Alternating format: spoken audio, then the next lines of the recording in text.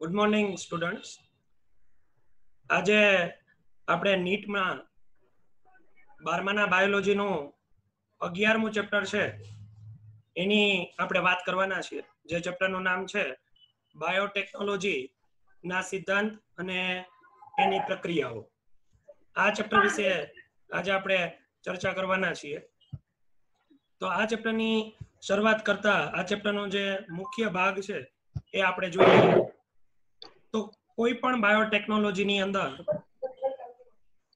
Work કરવા માટે સૌથી પહેલા તો એમાં વપરાતી ટેકનોલોજી છે એની વાત થાય, અને કોઈ પણ ટેકનોલોજીને વાપરવા માટે જરૂરી સંસાધનો, જેને આપણે બાયોલોજીની ભાષામાં ઉપકરણો કહીએ છીએ, એની જરૂર પડે.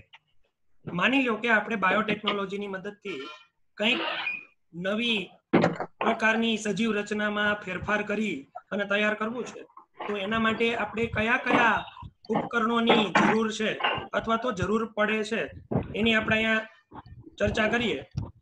તો પર્ટિક્યુલરલી આપણે બાયોટેકનોલોજીની અંદર આવા જે કઈ ઉપકરણો છે, એવા ઉપકરણોમાં કયા કયા ઉપકરણો આપણને મદદરૂપ થાય છે અથવા તો કયા ઉપકરણો છે એ આપણને બાયોટેકનોલોજીમાં જરૂરી છે એની ચર્ચા કરીએ છીએ. તો સૌથી પહેલી વાત કે બાયોટેકનોલોજીમાં પાયાના 3 ઉપકરણોની જરૂર છે. પહેલા કયા પ્રકારના ઉપકરણોની વાત કરવાની, તો કે પ્રતિબંધક ઉત્સેચકો. બીજા, જેને પ્રતિકૃતિ બનાવવા માટેના વાહક કહી શકાય. અને ત્રીજી વાત કે હરીફ યજમાનની. આ 3 વસ્તુની આપણે જરૂર છે. પ્રતિબંધક ઉત્સેચકોનું ઇંગ્લિશ થાય રેસ્ટ્રિક્શન એન્ઝાઇમ. હું બંને વસ્તુ એટલે કહું છું કે નીટમાં અમુક વખતે ગુજરાતી શબ્દની જગ્યાએ એઝ ઇટ ઇઝ ઇંગ્લિશ શબ્દ જ પ્રયોગ કરવામાં આવ્યો હોય તો આપણને ખ્યાલ રહે. પ્રતિબંધક ઉત્સેચકોનો અર્થ થાય રેસ્ટ્રિક્શન એન્ઝાઇમ. સૌથી પહેલા તો આપણે ડીએનએ ને કાપવા માટેની કાતરની જરૂર પડે, બરાબર છે? તો આ ઉત્સેચકો આપણા માટેની કાતર છે. બીજી, પ્રતિકૃતિ બનાવવા માટેના વાહકો. ડીએનએ ને એક સજીવમાંથી બીજા સજીવમાં ટ્રાન્સફર કરવા માટે ટ્રાન્સપોર્ટરની જરૂર પડે, એટલે કે વાહકની જરૂર પડે. એના તરીકે આપણે આ ચેપ્ટરમાં ગુજરાત બોર્ડમાં ભણી ગયા છીએ કે પ્લાઝમિડ અને બેક્ટેરિયોફાજ નો આપણે ઉપયોગ કરીએ છીએ.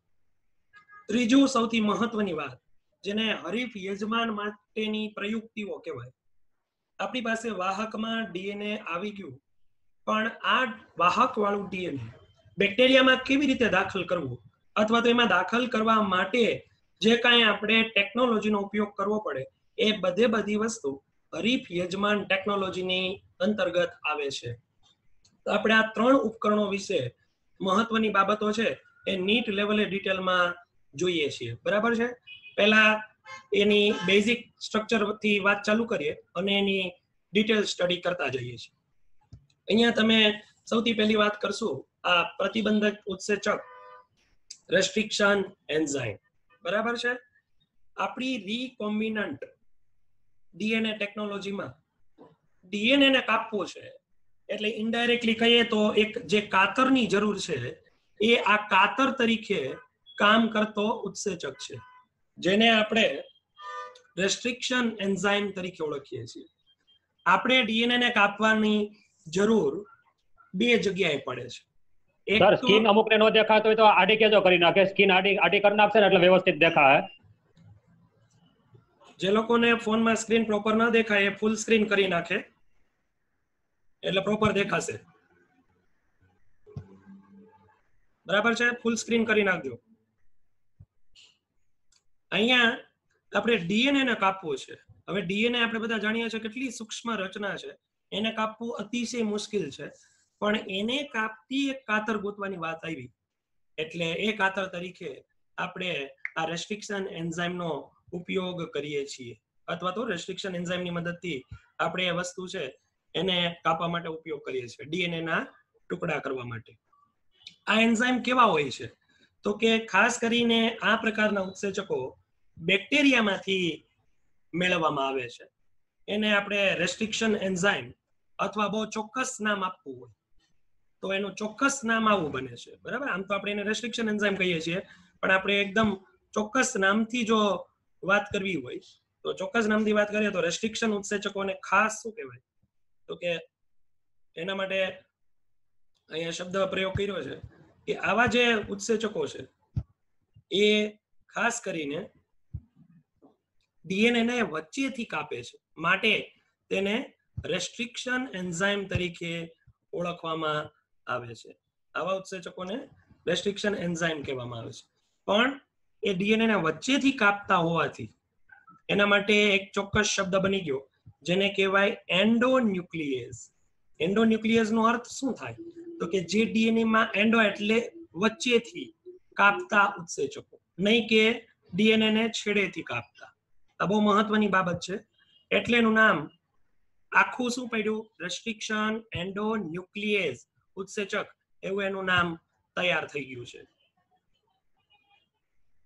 આવા ઉત્સેચકો છે એ ડીએનએ ની શૃંખલાને કાપે છે અને એને લક્ષ્ય માટે જોડવા માટે તૈયાર કરે છે. એ ડીએનએ ને કાપે તો ક્યાંથી કાપે અથવા તો કેટલું ડીએનએ કાપે છે? તો કે એ ડીએનએ ને કટ કરે છે, પણ ફક્ત ડીએનએ ને 4 થી 8 બેઝ પેર જેટલું જ કટ કરે છે. એટલે કે ડીએનએ માં બહુ મોટો ટુકડો કરતા નથી. એ ડીએનએ ને પર્ટિક્યુલરલી કટિંગ માટેની વાત કરીએ આપણે તો એ 4 થી 8 બેઝ પેર જોડી વાળું જ ડીએનએ ને કટ કરે છે. અહીંયા આ પ્રકારના જે ઉત્સેચકો છે એ ખાસ કરીને વિવિધ પ્રકારની ચોક્કસ શૃંખલાને ઓળખે છે. હવે ઉત્સેચકને કેમ ખબર પડે કે અમારે કઈ જગ્યાએથી કાપવાનું છે? તો કે ડીએનએ ઉપર આવેલી એ ચોક્કસ પ્રકારની શૃંખલાને ઓળખે છે અને કટ કરે છે. બરાબર છે? એ ડીએનએ ની ચોક્કસ શૃંખલાને ઓળખે છે અને કટ કરે છે. આ પ્રકારની એની જે કાપ મૂકવાની જે પદ્ધતિ છે એના વિશે પણ આપણે ચર્ચા કરશું. આ જે સિક્વન્સને ઓળખે છે એ સિક્વન્સ ડીએનએ ની બંને શૃંખલા ઉપર કેવા પ્રકારની હોય એ આપણે જાણીએ છીએ.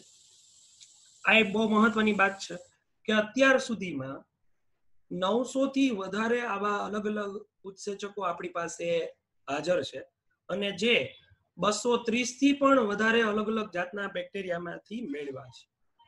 એટલે જરૂરી નથી કે એક બેક્ટેરિયા પાસે એક જ પ્રકારનો ઉત્સેચક હોય, એક કરતા વધારે હોઈ શકે છે.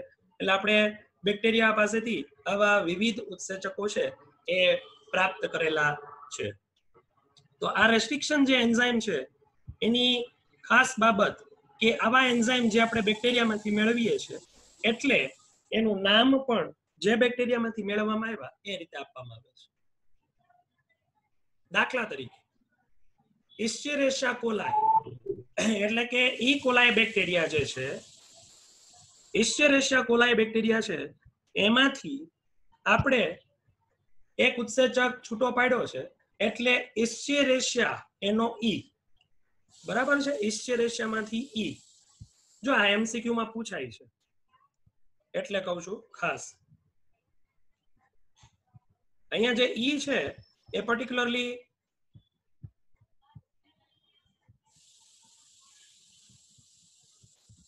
ઇસ્ચેરેશિયા કોલાઈનો ઈ લેવામાં આવ્યો છે અને જે CO છે એ કોલાઈ ઉપરથી CO એવું લેવામાં આવ્યું છે. સમજો છો વાત તમે? અહીંયા આ બધા નામ કેવી રીતે પડ્યા? તો કે જો આ ઈ છે એ શેમાંથી લેવામાં આવ્યું? તો કે અહીંયાથી આખા ઇસ્ચેરેશિયા નામમાંથી ઈ લીધો. જો અહીંયા ધ્યાનથી જોજો, આ કોલાઈમાંથી અહીંયા તમે જો તો CO લેવામાં આવ્યો છે. કોલાઈમાંથી CO એ સિલેક્ટ કરવામાં આવ્યો છે. અને R શું છે? તો કે R છે એ બેક્ટેરિયાની પોતાની રેઝિસ્ટન્ટ સ્ટ્રેન એટલે કે જાતિ. આ ઇસ્ચેરેશિયા કોલાઈની R જાતિ છે એટલે કે રેઝિસ્ટન્ટ સ્ટ્રેન છે, એના ઉપરથી R લેવામાં આવ્યો છે. અને આ R જાતિ ઈ કોલાઈની છે એનો આ પહેલો એન્ઝાઇમ છે. એટલે અહીંયા રોમન આંકડાની અંદર પર્ટિક્યુલર રોમન આંકડાની અંદર અહીંયા સિલેક્ટ કરી અને 1 એવું લેવામાં આવ્યું છે. આ રોમન આંકડામાં 1 છે, નહીં કે I. ક્લિયર? તો આ રીતે કોઈ પણ બેક્ટેરિયાનું નામ છે એ પડતું હોય છે. બરાબર છે. એટલે આ મેં ચોખવટ એટલે કરી કે આમાંથી એમસીક્યુ આવવાની શક્યતા બહુ વધારે છે કે એમાં ઈ શું સૂચવે છે, CO શું સૂચવે છે, R શું છે અને 1 શું છે. એ ખૂબ મહત્વની બાબત છે. એટલે અહીંયા આપણે એની ડિટેલ જોઈ છે. આગળ વધીએ તો આ જે ઉત્સેચકો છે એ હકીકતે ન્યુક્લિયેઝ પ્રકારના ઉત્સેચક કહેવાય. કેમ? તો કે આપણા ન્યુક્લિક એસિડને કાપવાનું કામ કરે છે. એ આપણે જાણીએ છીએ કે બે પ્રકારના હોય, એક્ઝોન્યુક્લિયેઝ હોય છે અને એન્ડોન્યુક્લિયેઝ હોય છે. એટલે આ બંને પ્રકારના જે ઉત્સેચકો છે, એક્ઝો અને એન્ડોન્યુક્લિયેઝ, આ બેમાં ફેર શું છે એક્ઝોન્યુક્લિયેઝ અને એન્ડોન્યુક્લિયેઝમાં? તો કે એક્ઝોન્યુક્લિયેઝ છે એ ડીએનએ ના છેડેથી કાપે છે અને એન્ડોન્યુક્લિયેઝ છે એ ડીએનએ ના વચ્ચેના ભાગથી કાપે છે. તો આપણે અહીંયા કયા ઉત્સેચક કામના? એ રીતે આપણે જોઈએ તો આપણે આ ઉત્સેચકની જરૂર નથી. શું કામ? તો કે આ તો ડીએનએ ને છેડેથી કાપે છે. પણ આપણા માટે આ ઉત્સેચક છે એ ખૂબ મહત્વના છે. કયા?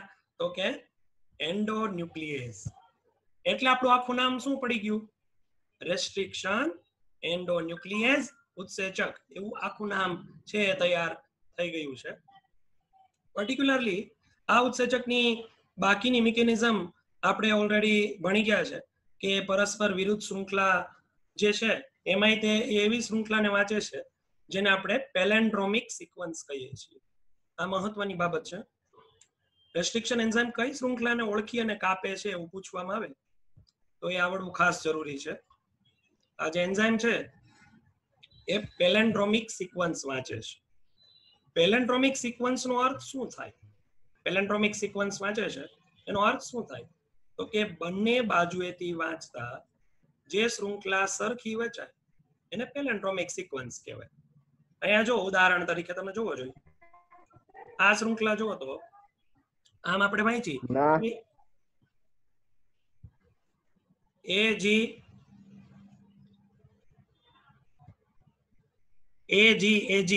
એવી શૃંખલા છે.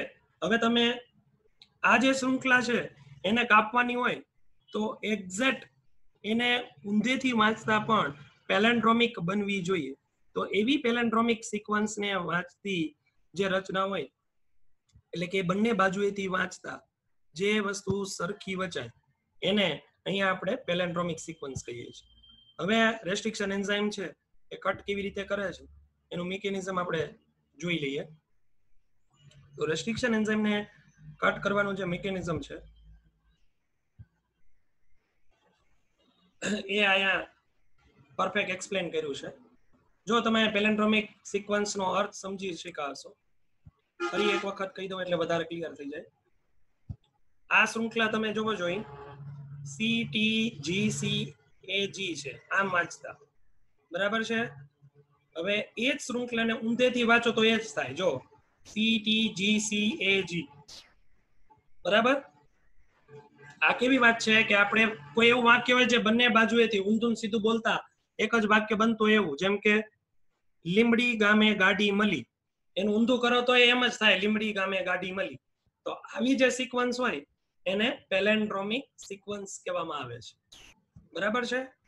એટલે પેલેન્ડ્રોમિક સિક્વન્સને રેસ્ટ્રિક્શન એન્ડોન્યુક્લિયેઝ બે રીતે કાપી શકે છે. એક તો આવી ઝિગઝેગ પેટર્ન છે, આ પેટર્ન થી જો કાપે છે. આ ઉત્સેચક છે, આ અત્યારે આ ઉત્સેચકે છે એ કટ કર્યું તો તમે જોઈ શકો છો કે ઉત્સેચકની કટ કરવાની જે રીત છે એનાથી કેવા પ્રકારની શૃંખલા તૈયાર થાય છે. જોયું? અહીંયા તમે જુઓ તો એ શૃંખલા કેવી તૈયાર થઈ? તો કે ચીપકુ છેડા પ્રકારની શૃંખલા તૈયાર થઈ, બરાબર છે. આ પ્રકારે અહીંયા કટ લાગ્યો છે. હવે તો કે આપણે જો જોઈએ તો બીજી કઈ રીત છે એની કાપવાની? તો કે બીજી રીત છે એ વચ્ચેથી સીધો ભાગ કરશે. અહીંયા તમે જોઈ શકો છો. તો એનાથી શું થાય? તો કે ડીએનએ ના બે બુઠ્ઠા છેડા તૈયાર થાય છે, અને તમે બુઠ્ઠા છેડા કહી શકો. આગળ આપણે જોયું કેવા હતા?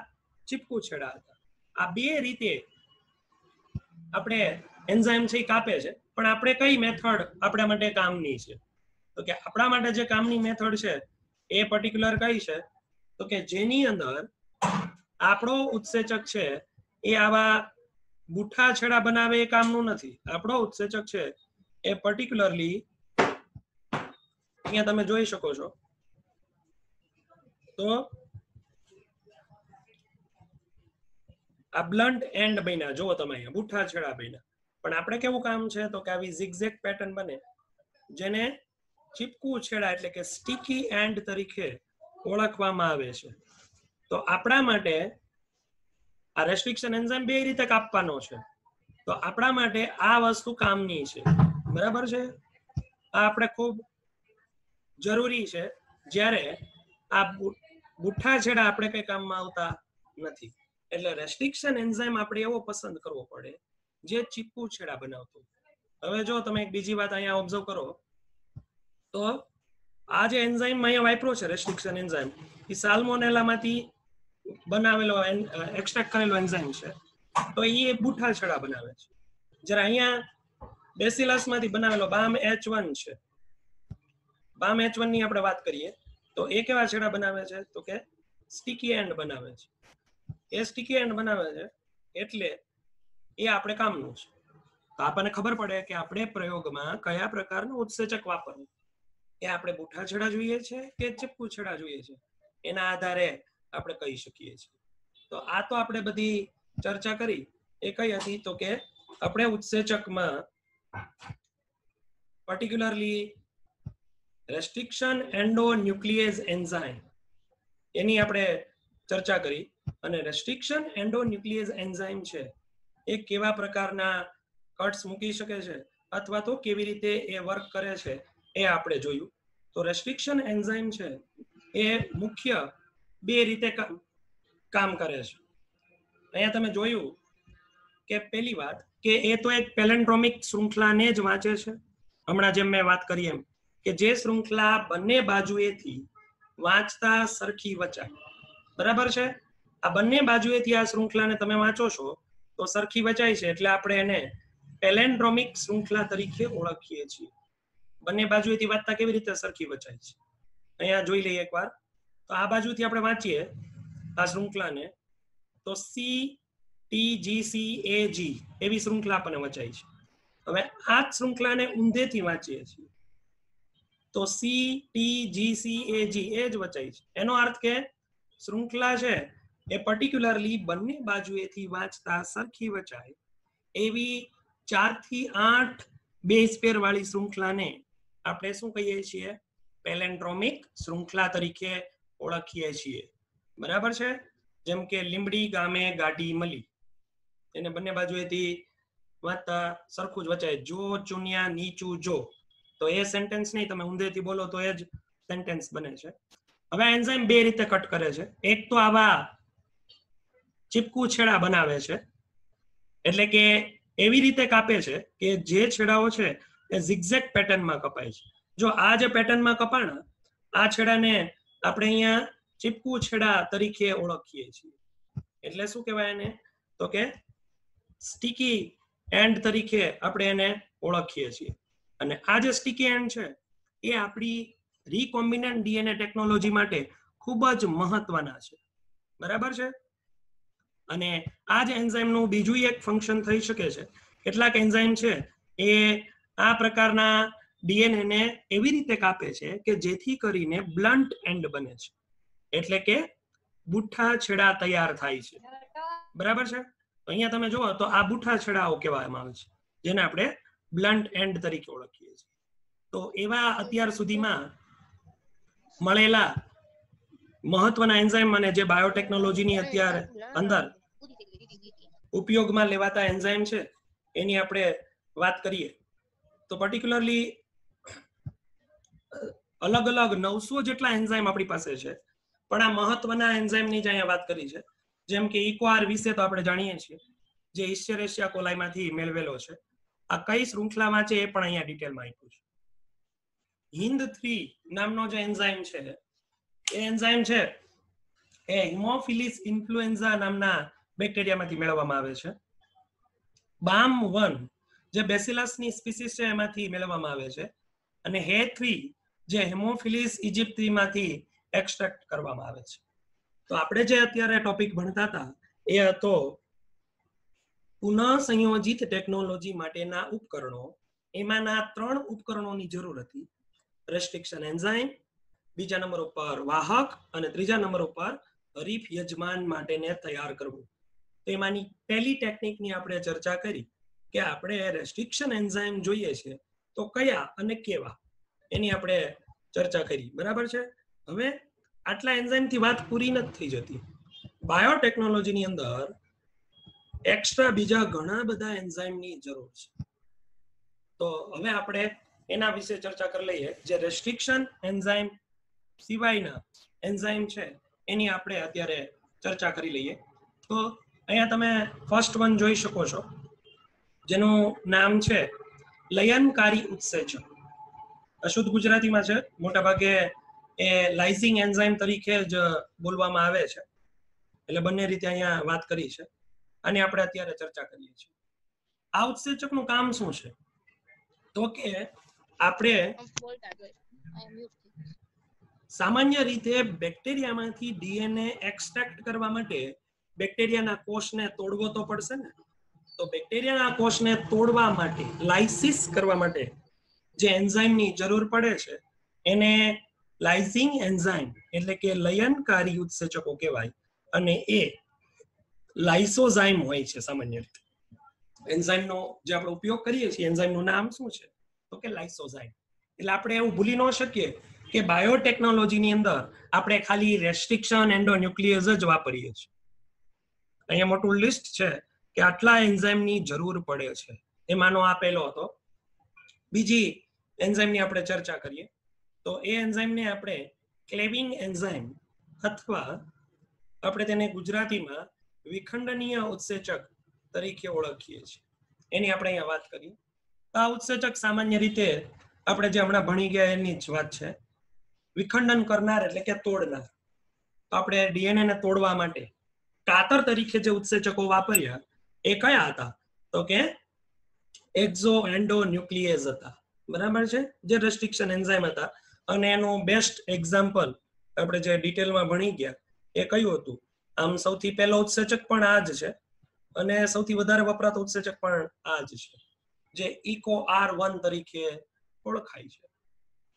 એટલે તમને એવો ક્વેશ્ચન આવે નેટની અંદર કે કયો સૌથી પહેલો રેસ્ટ્રિક્શન એન્ઝાઇમનો ઉપયોગ બાયોટેકનોલોજીમાં થયો, તો એનો જવાબ પણ EcoR1 આવશે.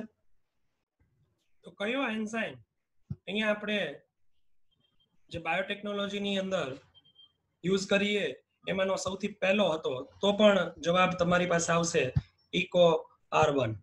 બરાબર છે. ત્રીજી જે કેટેગરી છે જેની અંદર એન્ઝાઇમની આપણે વાત કરીએ તો આપણે જ્યારે ડીએનએ પસંદ કરીએ છીએ એ ડીએનએની વધારાની કોપી તૈયાર કરવા માટે પણ આપણે ઉત્સેચકની જરૂર છે. તો ડીએનએની વધારાની કોપી તૈયાર કરવા માટે જે ઉત્સેચકો વપરાય છે એને સંશ્લેષણ કરતા ઉત્સેચકો તરીકે ઓળખવામાં આવે છે. એટલે કે આ ઉત્સેચકોને આપણે ઓળખીએ છીએ જેમાં ખાસ કરીને ડીએનએ પોલિમરેઝ. બરાબર છે.